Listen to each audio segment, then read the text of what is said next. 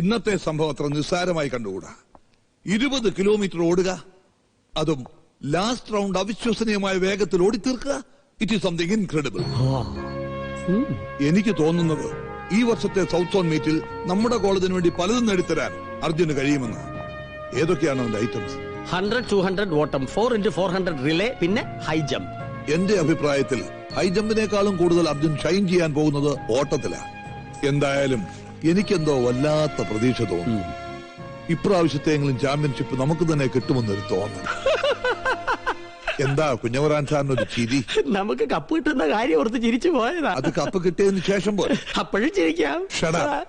ഞാനിത്തിരി നേരത്തെ ചിരിച്ചാൽ അങ്ങനെ തന്നെ ചേതം. സ്പോർട്സ് സാറിന് ചിരിക്കാൻ മേലെ. പ്രാക്ടീസ് നടക്കുന്ന സമയത്ത് താൻ അവിടെ കറങ്ങി നടക്കണോ? ഞാനിത്തിരി യൂറിൻ പാസ് ചെയ്യാൻ പോയ സാർ. അതിനും പ്രാക്ടീസ് വേണം. എപ്പോഴെപ്പോഴും യൂറിൻ പാസ് ചെയ്യാൻ തനിക്ക് എന്നാണോ കുഴപ്പം? എന്റെ യൂട്രസ് എന്തോ കംപ്ലൈന്റ് ആണ്. ഓ ഐ എം സോറി. അതാണോ? എന്നാ പോയി ഒഴിച്ചോ. എവനെ പ്രസവിക്കോ ഇവിടെ? സാറേ, ഹാമർ വരുന്നു, പിടിച്ചോ.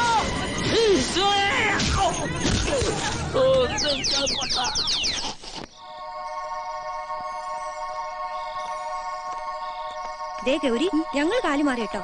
ഇപ്പൊ ഞങ്ങളെല്ലാം അർജുന്റെ കൂടെയാ. അതെ, നമ്മൾ വിചാരിച്ചല്ല. ആള് മിടുക്കനാ. നേരത്തെ പറഞ്ഞില്ലാന്ന് പറയരുത്. വേണേ നീയും കുടിക്കൂ.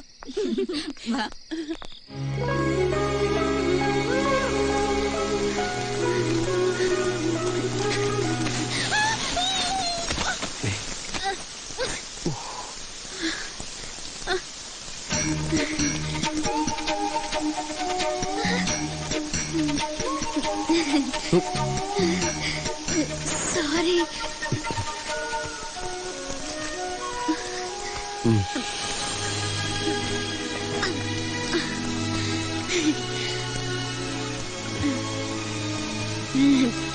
തെന്നിപ്പോയി.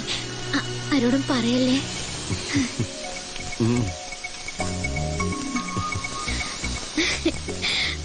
Thank God. ഒന്ന് വീണെങ്കിൽ എന്താ, നമ്മൾ തമ്മിലുള്ള പ്രശ്നങ്ങളൊക്കെ തീർന്നില്ലേ? അത് ശരി, നമ്മൾ തമ്മിൽ പ്രശ്നങ്ങളുണ്ടായിരുന്നോ? ഞാൻ അറിഞ്ഞില്ല.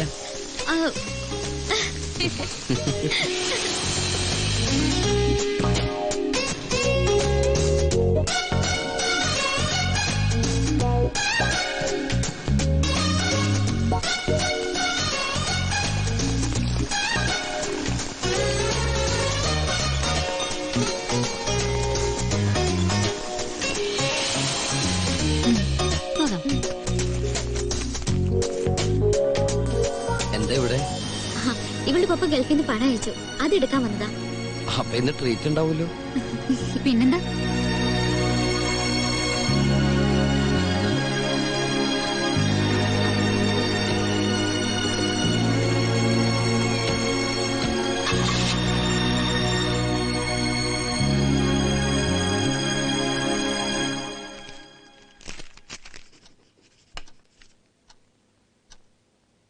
എന്താ ഇത്? ഞാൻ പറയാം. PG അഡ്മിഷനുള്ള ആപ്ലിക്കേഷൻ ഫോം. യെസ് മമ്മി, ഞാൻ എന്റെ ലക്ഷ്യത്തിന് വളരെ അടുത്തെത്തിക്കഴിഞ്ഞു. ഏതെങ്കിലും ഐറ്റത്തിലോ റെക്കോർഡാണ് PG അഡ്മിഷനുള്ള മിനിമം യോഗ്യത. ഈ വർഷത്തെ ആനുവൽ മീറ്റിൽ എത്ര കഷ്ടപ്പെട്ടിട്ടാണെങ്കിലും 400 മീറ്റേഴ്സിൽ ഞാൻ അത് നേടിയെടുക്കും. Very good. കഴിഞ്ഞ വർഷം തന്നെ നീ റെക്കോർഡിന് അടുത്തെത്തിയല്ലോ. ഈ വർഷം ഉറപ്പായിട്ട് നിനക്കാൻ കഴിയും. താങ്ക് യു പപ്പ. ഞാൻ ഈ പ്രാവശ്യം 400 മീറ്റേഴ്സിൽ മാത്രമേ പങ്കെടുക്കുന്നുള്ളൂ. ഫുൾ കോൺസെൻട്രേഷൻ ആ ഒരു ഒറ്റ ഐറ്റത്തിന് കൊടുക്കാൻ പോകും. Very good. അപ്പോ നമുക്കിറങ്ങാം. ഇതെന്താ പപ്പ? ആ, പപ്പായ്ക്ക് പോകുന്ന വഴിക്ക് ഒരാളെ കാണാൻ ഒരു വെരിഫിക്കേഷൻ. ശരി.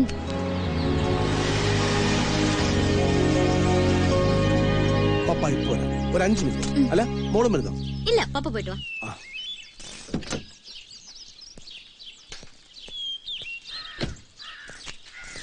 നമസ്കാരം സാർ. നമസ്കാരം. ഞാൻ സാറിനെ കാണാൻ വരാനിരിക്കുന്നു. താൻ തന്ന ആപ്ലിക്കേഷൻ അനുസരിച്ച് ഗവൺമെന്റിന് ഓർഡർ വന്നു, വെരിഫിക്കേഷൻ. ഇപ്പൊ എങ്ങനെയുണ്ടോ തന്റെ അനിയന്? അങ്ങനെ പറയത്തക്ക വിശേഷങ്ങളൊന്നും ഉണ്ടായിട്ടില്ല സാർ. അർജുൻ, ഗൗരി ഇവിടെ? എന്റെ പപ്പയത്. നിങ്ങൾ പരിചയക്കാരാണോ? ഞങ്ങൾ ഒരേ കോളേജിലല്ലേ, സെയിം ഇയർ. ഓ, ഞാനതൊക്കെ മറന്നു. വരൂട്ടോ. ഏതായാലും ഒരു സർപ്രൈസ് ആയിപ്പോയി. അതെ, എനിക്ക്. അർജുൻ എങ്ങനെ എന്റെ പപ്പ അറിയാം? ഞങ്ങള് നേരത്തെ പരിചയക്കാരാ, സ്പോർട്സിലോട്ടുള്ള പരിചയം. ഓ, എന്തൊക്കെ ഉണ്ടോ? സുഖം തന്നെയല്ലേ? സുഖം തന്നെ സാർ.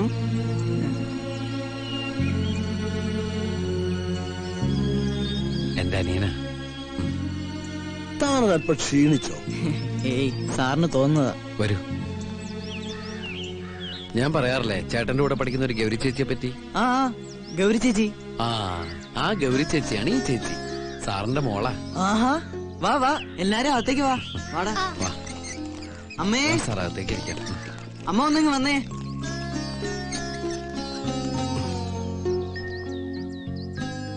അമ്മേ, ഇത് ചന്ദ്രദാസ് സാറിന്റെ മോളാ ഗൗരി ചേച്ചി. എന്തായാലും നിങ്ങളൊന്നും ദിവസം കൊള്ളാം. ഇന്ന് ഇവന്റെ ബർത്ത്ഡേ. ഓഹോ, many many happy returns of the day. Thank you sir. ചേച്ചി വന്നേ, ഞാനൊരു കാര്യം കാണിച്ചു തരാം. വാ ചേച്ചി.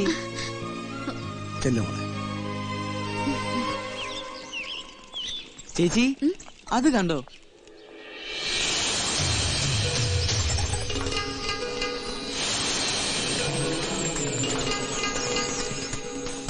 ചേച്ചി വന്നേ, വാ.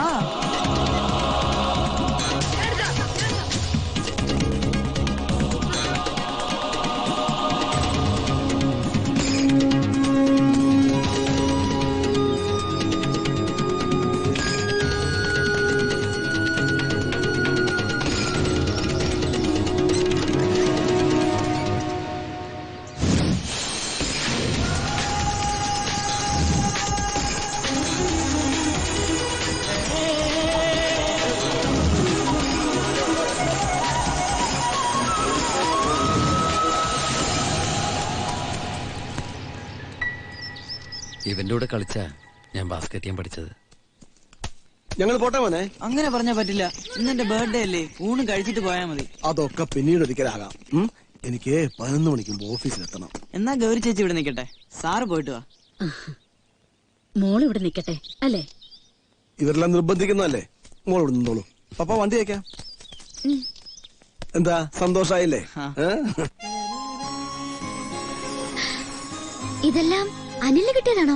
അല്ല, പാതി ഏട്ടന്റെതാ. സ്കൂളിലും പ്രീ ഡിഗ്രിക്കായിട്ട് കിട്ടിയതാ.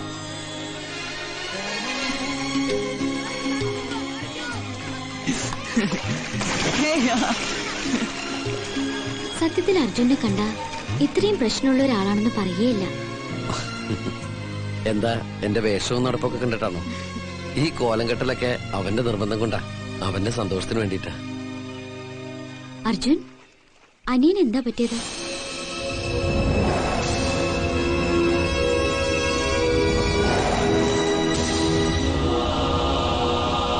അർജുന് വിഷമമുണ്ടെങ്കിൽ പറയണ്ട. വിഷമമുണ്ട്, എന്നാലും പറയാം. പക്ഷേ ഞാൻ പറയുന്ന കാര്യങ്ങള് ഗൗരി മറ്റാരോടും പറയരുത്. ഇവിടെ വെച്ച് എന്നെ മറന്നേക്കണം.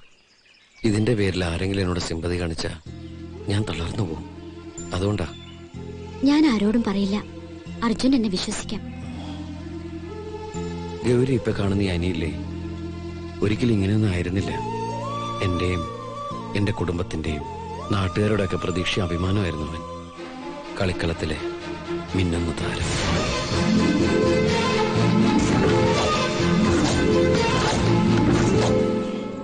അച്ഛന്റെ മരണശേഷം സാമ്പത്തിക ബുദ്ധിമുട്ട് കാരണം ഇടയ്ക്ക് വെച്ചെന്റെ പഠിത്തം നിർത്തി കൃഷിപ്പണി ചെയ്യേണ്ടി വന്നപ്പോ പോലും എനിക്ക് വിഷമമുണ്ടായിരുന്നില്ല. എനിക്ക് നേടാൻ കഴിയാത്തത് അവനെ കൊണ്ട് നേടിയെടുക്കണമെന്ന ചിന്തയായിരുന്നു. അത്രയ്ക്ക് ഇഷ്ടമാണ് എനിക്ക് അവനെ. അവന്റെ ഓരോ വിജയവും എന്റെ വിജയമായിട്ട് എനിക്ക് തോന്നിയിട്ടുള്ളത്.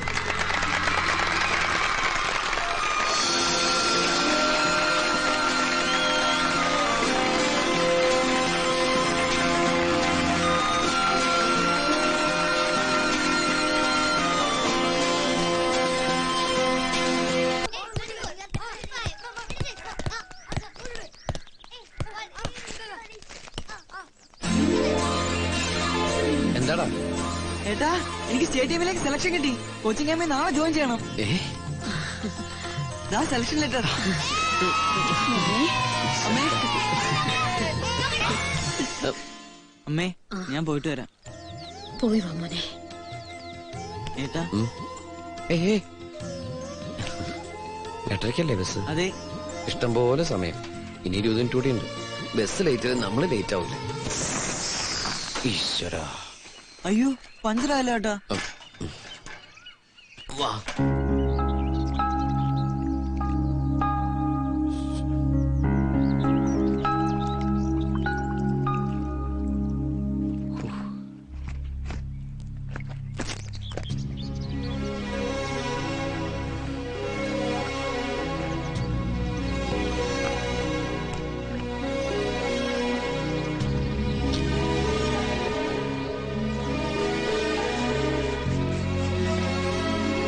ഒന്ന് വേഗാക്കോ, പോയിട്ട് ധൃതിയുണ്ട്. ഞാൻ പഞ്ചർ ഉണ്ടാക്കിയല്ല, ഒട്ടിക്കേ.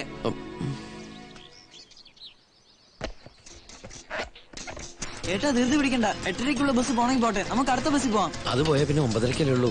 അതിന് പോയി കഴിഞ്ഞാൽ നിന്റെ ട്രെയിന് മിസ്സാവും, എല്ലാം കൊളാവും. ഇനി എത്ര മിനിറ്റ് കൂടി ഉണ്ട്? 2 മിനിറ്റ്. നീ മുറുക്കെ പിടിച്ചിരുന്നു. 8:30 ബസ് എന്തായാലും മിസ്സാക്കണ്ട.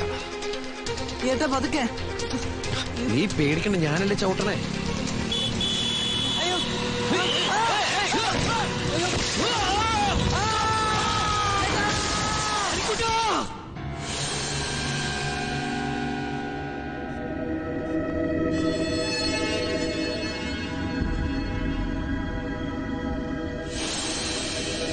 ഹോസ്പിറ്റലിൽ നിന്ന് മടങ്ങി വന്ന അനി ഒരിക്കൽ പോലും എന്നെ കുറ്റപ്പെടുത്തിയില്ല.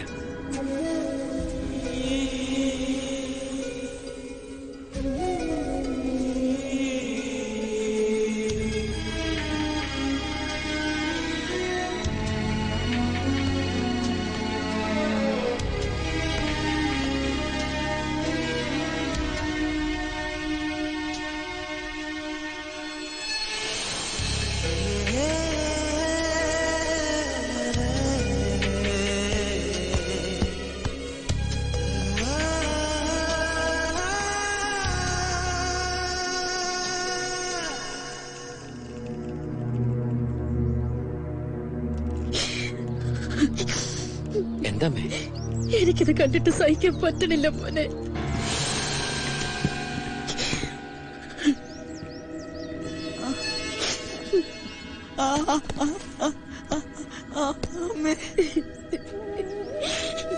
എനിക്കിത് കാണാൻ വയ്യ മോനെ.